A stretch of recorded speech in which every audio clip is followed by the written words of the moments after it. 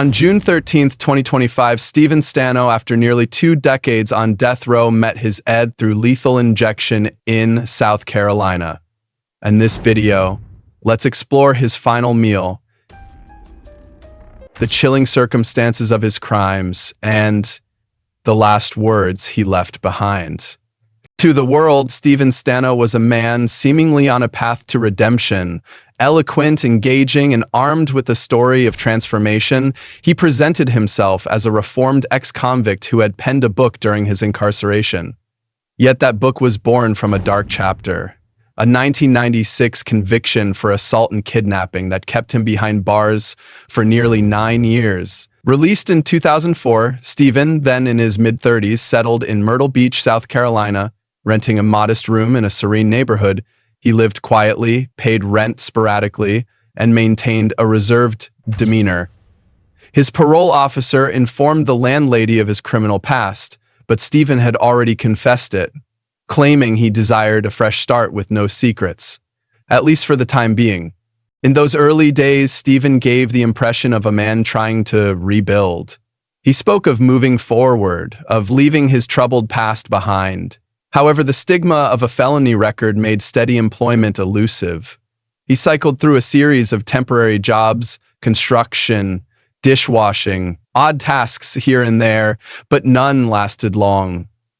His frustration was palpable, though he masked it with charm. Then abruptly, he left Myrtle Beach, telling neighbors he was off to care for a friend's elderly mother. It was a lie, one of many, that would unravel in the years to come. About a year after his release, Stephen began spending long hours at the public library in Myrtle Beach. He told acquaintances he was researching a book on serial killers, a project he claimed would help him turn his life around by confronting the darkest aspects of human nature. The idea intrigued those who heard it. Here was a man who had seen the inside of a prison cell, now seeking to understand the minds of the worst criminal. But beneath this intellectual facade, Stephen's motives were growing sinister. At the library, he struck up a friendship with Laura Ling, a 43-year-old librarian known for her warmth and trusting nature.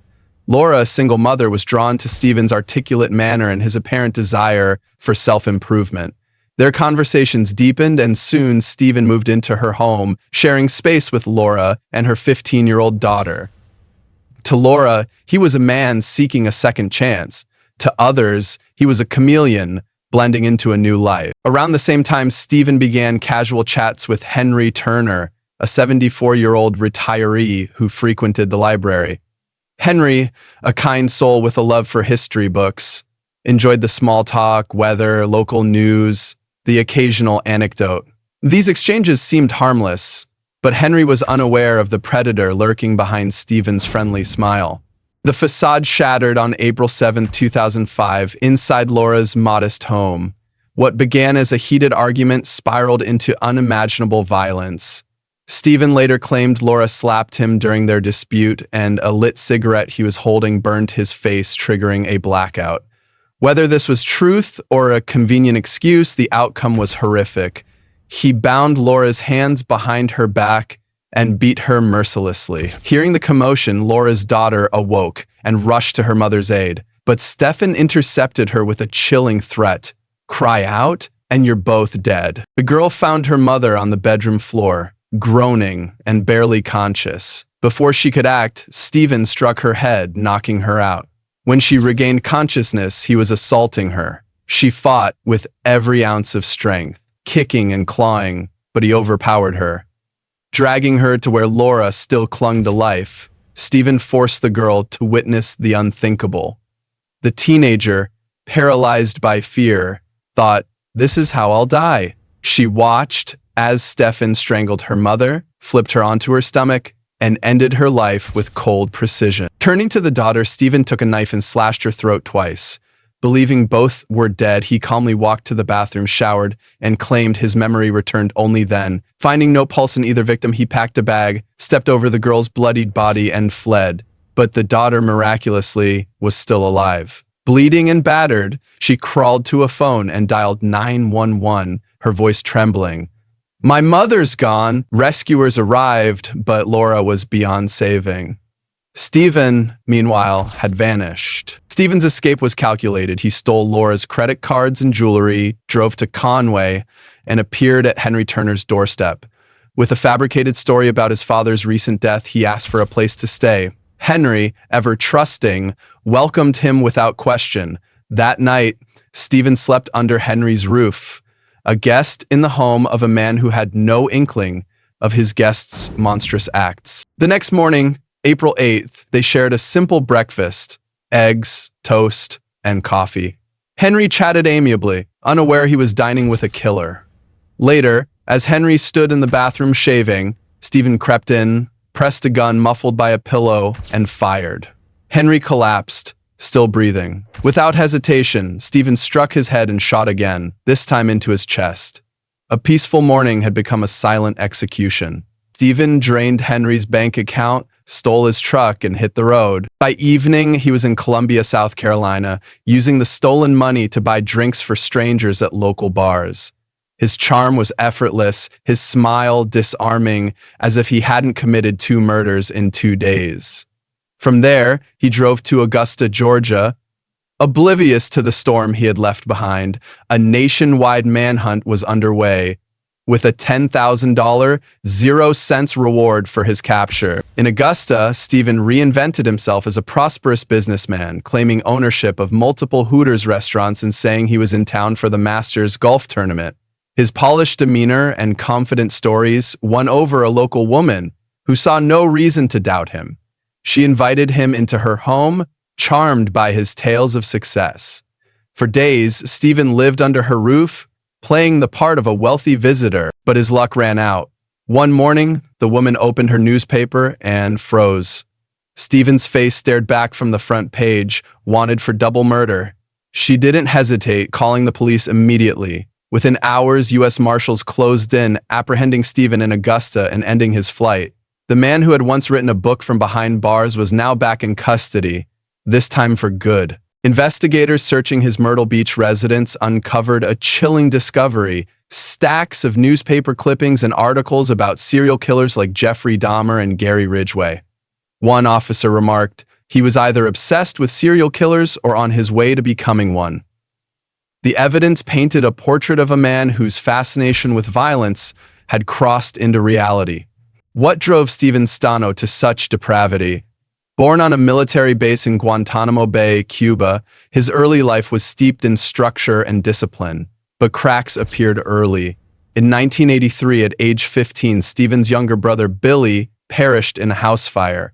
The cause was never determined, though whispers of arson haunted the family. The tragedy fractured their bonds. Stephen's father, once a strict but present figure, was consumed by grief and anger, eventually severing ties with his son.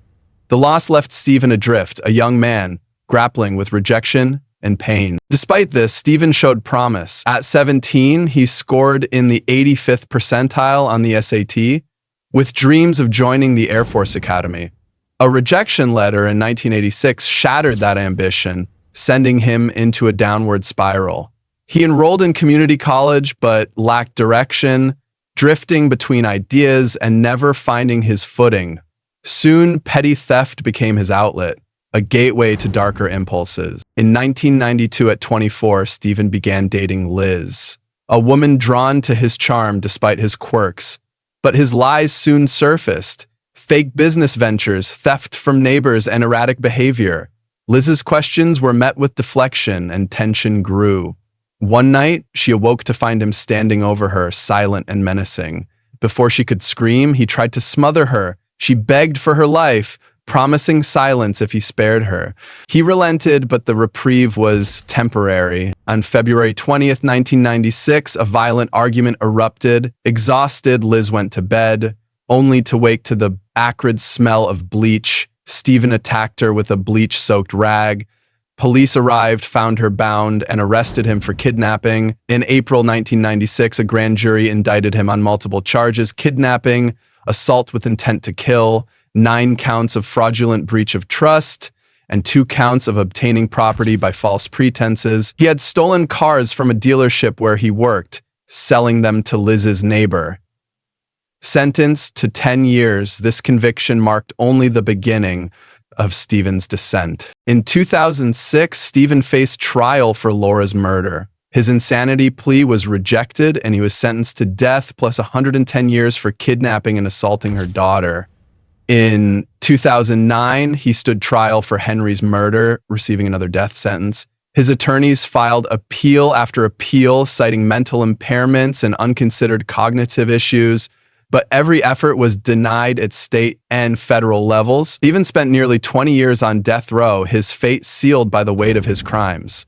On May 5, 2025, the U.S. Supreme Court rejected his final petition. 11 days later, the state scheduled his execution for June 13, 2025. Stephen had until May 30 to choose his method: electric chair, firing squad, or lethal injection. Initially, he leaned toward the firing squad, believing it to be swift and clean, but reports of Maqal Mahdi's execution, the second by firing squad in South Carolina that year, changed his mind. Mahdi's autopsy revealed only one bullet struck his heart, prolonging his suffering. Witnesses reported hearing groans 45 seconds after the shots, and discrepancies in the autopsy fueled doubts about the method's reliability. Stephen opted for lethal injection, hoping for a quicker end. On Wednesday, June 11, 2025, 2 days before his execution, South Carolina prison officials granted Stephen the opportunity to enjoy a special final meal, a tradition for death row inmates. He savored a hearty Southern feast: fried fish, fried shrimp, crab cakes, a baked potato, steamed carrots, fried okra, cherry pie, banana pudding, and a glass of sweet tea. The meal, rich with flavors of the region, was a fleeting moment of comfort in the shadow of his impending fate. Stephen ate slowly, perhaps reflecting on the life he had led and the choices that brought him to this point. The details of his final meal, later shared by prison officials, offered a glimpse into the man behind the crimes. A man whose tastes, at least in food, were rooted in the familiar comforts of the South. On June 13, 2025, Stephen's time ran out. Strapped to a gurney in the execution chamber, an IV line was inserted into his arm to deliver the lethal drug. Outside the prison, protesters gathered, their signs proclaiming, "Who would Jesus execute?" and "An eye for an eye leaves all blind." Inside, the atmosphere was cold and solemn, a stark contrast to the warm June evening beyond the prison walls. Before the procedure began, Stephen's attorneys read a 3.5-minute final statement. In it, he expressed remorse for the pain he had caused, asking not to be judged solely by his darkest day. "I am truly sorry for the loss and suffering I brought to this terrible situation," he said. "Sorry is never enough, but it must be said." His voice, though steady, carried the weight of a man confronting his mortality. As the first dose of pentobarbital was administered, Stephen mouthed silent words, his eyes turning toward the victims' families in the viewing room. His breaths quickened, his lips trembled, and within a minute he appeared to stop breathing. A prison official called for a second dose, ensuring the process was complete. 13 minutes later, at 6:34 p.m., Stephen was pronounced dead. Stephen Christopher Stanko, aged 57, was no more. Stephen Stanko's life was a complex tapestry of promise, pain, and profound failure. From a bright teenager with dreams of military service to a man consumed by violence, his journey raises questions about the forces that shape a killer. Was it the trauma of his brother's death, the rejection by his father, or the crushing of his ambitions that set him on this path? Or was there something deeper, a darkness that lay dormant until circumstance gave it life? His fascination with serial killers, evidenced by the clippings found in his home, suggests a mind drawn to the macabre. Yet his ability to charm and deceive, whether it was Laura, Henry, or the woman in Augusta, reveals a calculated manipulator.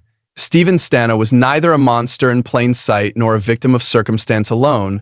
He was a man who made choices, each one leading him closer to the gurney. As the news of his execution faded from headlines, those touched by his crimes were left to grapple with their grief.